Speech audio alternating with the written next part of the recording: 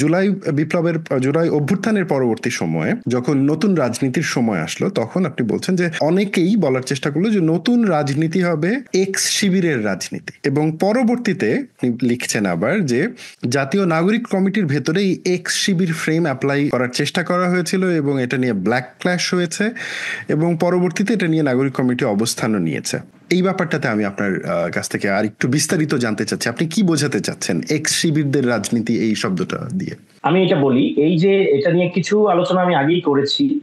ধরা যাক আপনার এই 5 আগস্টের পরে কিন্তু এই যে তরুণদের যেই ফোর্স, সেখানে বড় একটা ফোর্স ছিল যারা শিবির কখনো করতেন। শেখ হাসিনার সময় কিন্তু শিবিরের প্রচুর ছেলে পেলে বেকার হয়ে যান মিনস হলো রাজনৈতিক ভাবে বেকার হয়ে যান। তারা নানান কারণে শিবিরের সাথে নিজেদের অ্যাসোসিয়েশনটা তারা ছেড়ে দিয়েছিলেন, বিভিন্ন জন বিভিন্ন পেশায় ঢুকে গিয়েছিলেন, অন্য কোনো রাজনীতিতে ঢুকে গিয়েছিলেন, বা এমনিতেই মানে হয়তো রাজনীতি ছেড়ে দিয়েছিলেন, অন্য কিছু করছিলেন, ইত্যাদি ইত্যাদি। এই সংখ্যাটা বেশ মোটামুটি ভালো একটা সংখ্যা আমার কাছে মনে হয়। আমি নিশ্চিত না এই সংখ্যাটা ঠিক কত, কারণ এগুলি নিয়ে কোনো রিসার্চ নাই। তো কিন্তু এই সংখ্যাটা সম্ভবত একটা বড়সড় সংখ্যাই হওয়ার কথা। তো এখানে দুটি ব্যাপার। একটি হলো এই যে যারা শিবির থেকে কোনোভাবে মানে ডিসকানেক্টেড হয়ে পড়েছিলেন শেখ হাসিনার আমলে এবং জুলাই অভ্যুত্থানে বেশ ভালো রোল প্লে করেছিলেন, এই অংশটা তাদের মধ্যে আমি জুলাইয়ের পরে মানে 5 আগস্টের পরে একটা নতুন রাজনৈতিক আকাঙ্ক্ষা দেখতে পাই, যে তারা একটি নতুন রাজনীতি করতে চান, যেটি আসলে শিবিরের রাজনীতি না। মানে তারা শিবিরে ফিরতে চান না বা জামায়াতে যোগ দিতে চান না, তারা একটি নতুন রাজনীতি চান। তো আমি তাদের অনেকের সাথে কথাবার্তা বলে সেই নতুন রাজনীতিটা আসলে কেমন রাজনীতি, ফ্রেমওয়ার্কটা কি, আমি ক্লিয়ার হইতে পারিনি। তো কেউ কেউ বলার চেষ্টা করছেন আমাকে যে এটা হয়তো এরদোয়ানের পার্টির মতো কোনো একটা ফ্রেমওয়ার্ক হবে, কিংবা এটা হয়তো এরকম কেউ কেউ বলার চেষ্টা করছেন এটা হয়তো আরেকটু জামাতের চাইতে আরেকটু ধরেন যে মানে এবি পার্টির মতো ফরমেশন হয়তো হবে। তো আমি তখন বলার চেষ্টা করছি যে এবি পার্টির মতো হলে তাহলে এবি পার্টি তো আছে, তাহলে নতুন পার্টি করার দরকারটা কি? এই যে নতুন পার্টি করার দরকারটা কি, যদি আপনি বলেন যে আমি সেন্টার রাইট, তাহলে এবি পার্টিকে আমরা কি বলবো? আমি আপনাকে কোশ্চেন করি আসিফ ভাই, আপনার কাছে কি মনে হয় এবি পার্টিকে আপনি কোন জায়গায় রাখবেন, মানে পলিটিক্যাল স্পেকট্রামের জায়গা থেকে?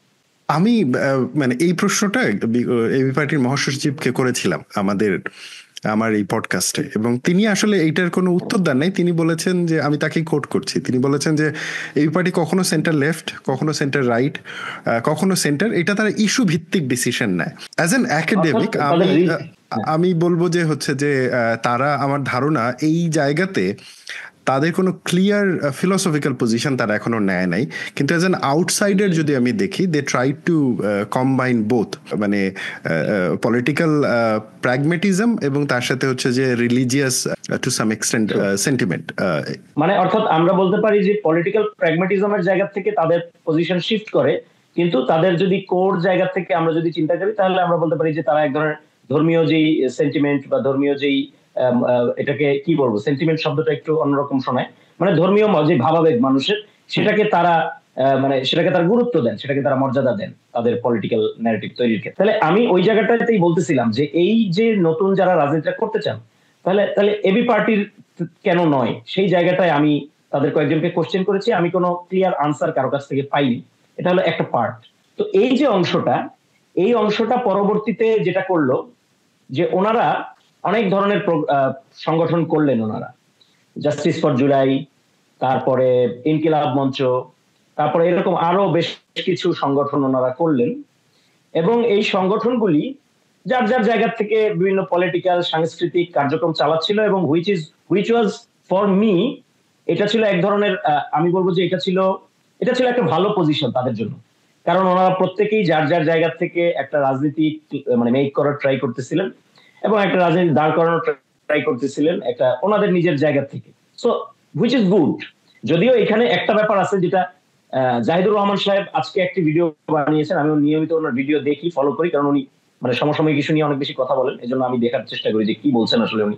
তো উনি ওনার যে বক্তব্যটা, যে এক্স শিবির আসলে শিবিরই, এই ধরনের ওনার একটা বক্তব্য মানে কোটেশন ভাইরাল হয়েছে, ওই কোটেশনের ব্যাখ্যায় উনি আরেকটা ভিডিও বানিয়েছেন, সেখানে উনি বেশ কিছু কথাবার্তা বলছেন। তো সেখানে উনি একটা জিনিস পয়েন্ট আউট করছেন, যেটা আসলে আমারও মানে টু সাম এক্সটেন্ট আমার অবজারভেশনও মনে হয়েছে যে জিনিসটা হয়তো এরকমই। সেটা হলো যে এই যে বেনামে রাজনীতি করা, মানে ধরেন যে আপনি অন্য একটা নামে রাজনীতি করছেন, কিন্তু আসলে আপনি শিবিরকে বা জামায়াতকে নানানভাবে সার্ভ করার ট্রাই করতেছেন, এই ধরনের এটার উদাহরণ বা দৃষ্টান্ত যদি বলেন প্রচুর, এবং এটা হওয়ার একটা কারণও আছে।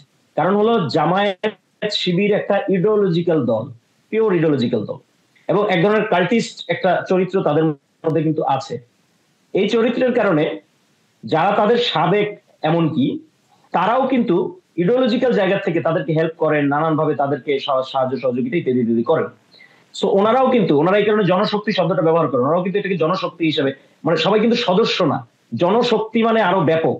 সদস্য তো হলো আমার দলের সদস্য, কিন্তু জনশক্তি যখন আমি বলতেছি, তখন এটা কিন্তু আরো ব্যাপকতর অর্থে কিন্তু এটা ব্যবহৃত হয়। তো এই জায়গাটা আছে। সুতরাং আসলে মানে যখন আমরা এক্স শিবির বলছি, যেটা আমি আগেও বলছি, তখন আসলেই তারা শিবিরের সবকিছু ছেড়ে চলে এসেছেন, নাকি ওই পুরাতন, মানে রাজনীতি একটা সারাউন্ডিংস, রাজনীতি তো একটা নতুন রাজনীতি নির্মাণেরও ব্যাপার বটে, নতুন সারাউন্ডিংস নির্মাণের ব্যাপার, নতুন লজিস্টিক্যাল রুট নির্মাণের ব্যাপার। ধরা যাক আপনি একজন এক্স শিবির, আপনি একটি নতুন সংগঠন করবেন, কিন্তু আপনি টাকা পয়সা সব আনেন হলো শিবির নেতাদের কাছ থেকে। মানে আপনার সংগঠন তৈরি করার জন্য যা মানে টাকা পয়সা বা যা লজিস্টিক্স, ম্যান পাওয়ার, সব আপনি আনেন শিবিরের কোনো একটা হাব থেকে।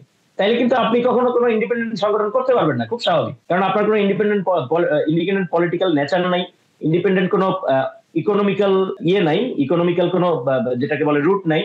আবার আপনার মানে পলিটিক্যাল ইকোনমি, যেটা আপনার কোনো ইন্ডিপেন্ডেন্ট পলিটিক্যাল ইকোনমি নেই, আবার আপনার কোনো ইন্ডিপেন্ডেন্ট ইডিওলজিও নাই। তো দিন শেষে আপনি কিন্তু আসলে ছায়া সংগঠন হয়েই থাকতে হবে আপনার। এটা হলো বাস্তবতা।